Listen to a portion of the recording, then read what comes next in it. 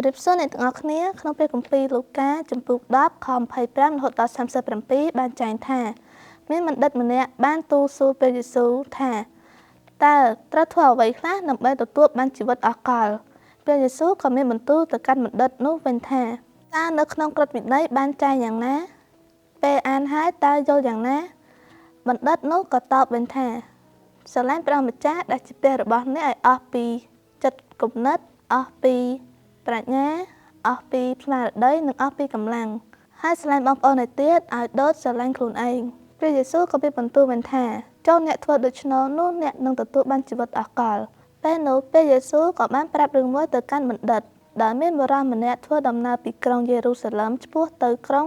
យេរីកូបុរសនោះក៏ត្រូវបានពួកចោរមួយក្រុមមកប្លន់និងវាយដំយ៉ាងជាទម្ងន់រួចពួកគេក៏បានរត់អស់ទុកឲ្យបុរសនោះសន្លប់បាត់ស្មារតីអត់ដឹងខ្លួន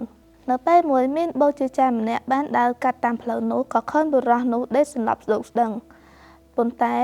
បូជាចារ្យនោះមិនបានទៅជួយបុរសនោះទេហើយក៏បានដើរជៀសវាងទៅស្រាប់នឹងពេលនោះមានមនុស្សម្នាក់មកពីក្រុងវេលីបានដើរកាត់ផ្លូវនោះក៏ឃើញបុរសនោះសន្លប់បាត់ស្មារតីគាត់ក៏បានដើរហួសបុរសនោះទៅដូចជាបូជាចារ្យហើយថែមទាំងមិនជួយបុរសនោះទៀតផងពេលនោះមានអ្នកស្រុកសាមារីម្នាក់បានដើរកាត់តាមផ្លូវនោះគាត់បានឃើញបុរសនោះកំពុងតែដេកសន្លប់បាត់ស្មារតីដោយខុសពីអ្នកមុនសាមារីបានមានចិត្តអាណិតអាសូរដល់បុរសនោះគាត់បានដើរទៅជិតហើយយកប្រេងនិងស្រាទៅលាបលើមុខរបួសរបស់បុរសនោះហើយថែមទាំងរុំរបួសឲ្យទៀតផងរួចសាមារីបានលើកបុរសនោះដាក់លើជំនិះរបស់ខ្លួនដើម្បីយកទៅផ្ទះសំណាក់ហើយថែទាំបុរសនោះស្អែកឡើងសាមារីបានយកប្រាក់ទៅឲ្យម្ចាស់ផ្ទះសំណាក់ហើយផ្ដាំម្ចាស់ផ្ទះសំណាក់ឲ្យមើលថែបុរសនោះផងបើសិនជាខ្វះប្រាក់នោះ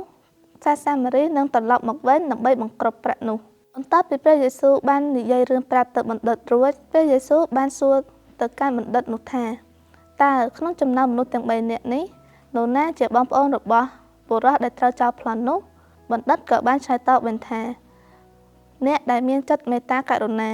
បន្ទាប់មកព្រះយេស៊ូវបានឲ្យបណ្ឌិតនោះត្រឡប់ទៅវិញហើយទៅប្រព្រឹត្តតាមសាមារី